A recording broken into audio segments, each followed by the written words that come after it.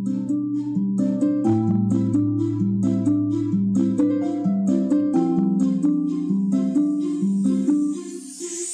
akalain na tayo magkakatuluyan dahil tayong dalawa ay solid na magkaibigan. Ako'y natakot magsabi dahil baka ay mabigo, kaya gumawa ng paraan para ako'y mapasayo.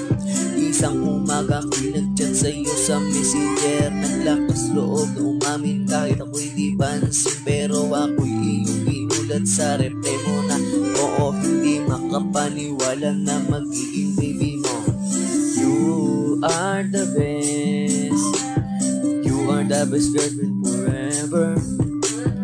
You are the best, you are the best friend forever.